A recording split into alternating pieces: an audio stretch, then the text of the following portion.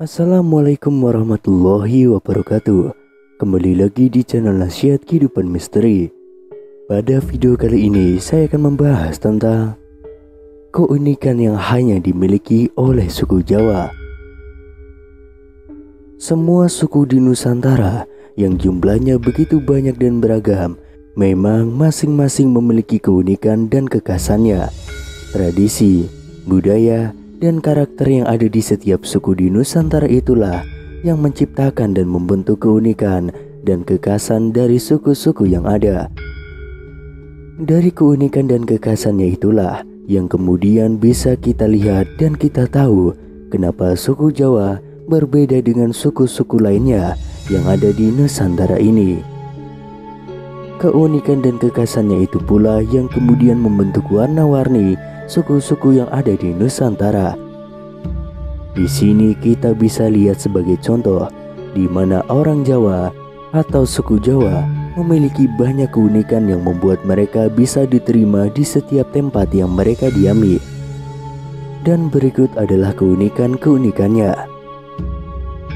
Keunikan yang pertama adalah kalem dan suka mengalah.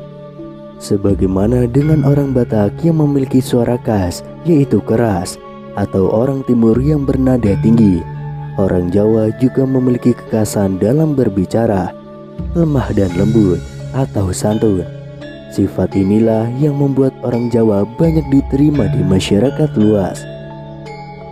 Belum lagi ketika orang Jawanya asli Solo, maka kita akan menobatkannya sebagai sesosok makhluk terlembut di muka bumi ini.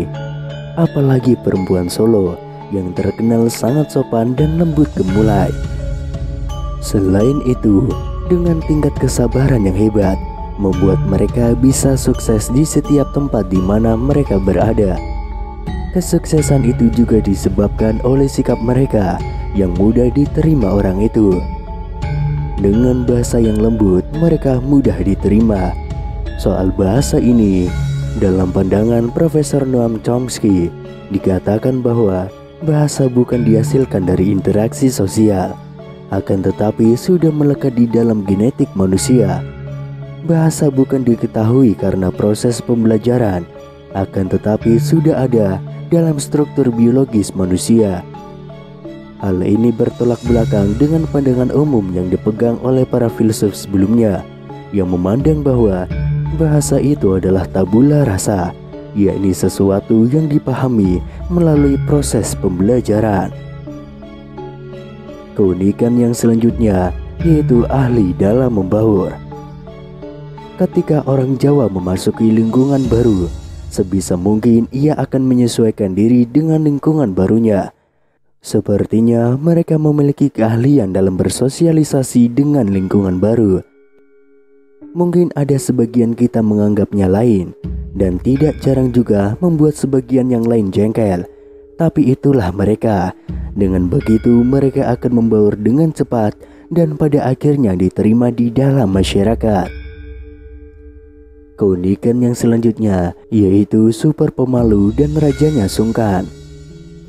Sifat yang satu ini kadang membuat kita risih. Namun suka tidak suka, sifat ini adalah bentuk implementasi dari sikap sopan dan kalem. Tapi jangan salah, sikap ini hanya akan mereka tujukan ketika awal perkenalan saja.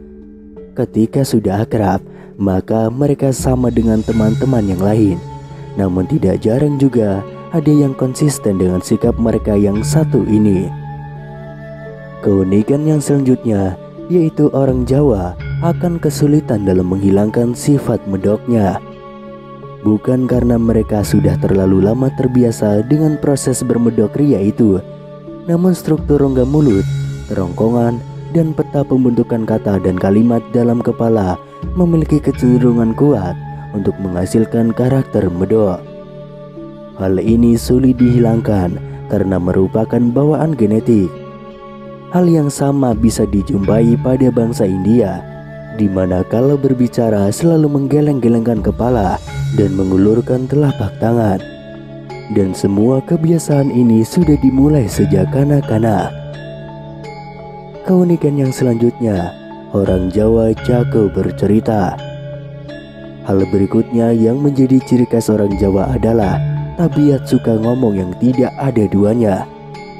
Orang Jawa selalu senangnya ngomong berlama-lama.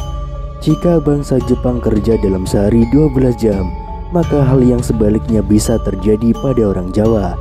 Mereka dalam sehari bisa ngomong sampai 12 jam.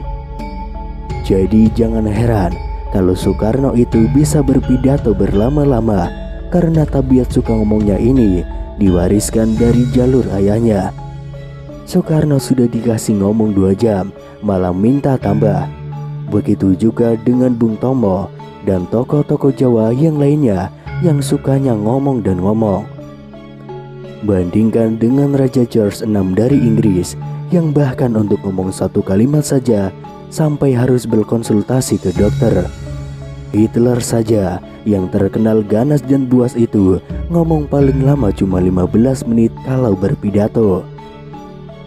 Seperti kebanyakan kelompok etnis Indonesia yang lainnya, termasuk masyarakat Sunda, masyarakat Jawa juga merupakan bangsa Austronesia yang leluhurnya diperkirakan berasal dari Taiwan dan bermigrasi melalui Filipina untuk mencapai Pulau Jawa antara tahun 1500 sebelum Masehi hingga 1000 sebelum Masehi.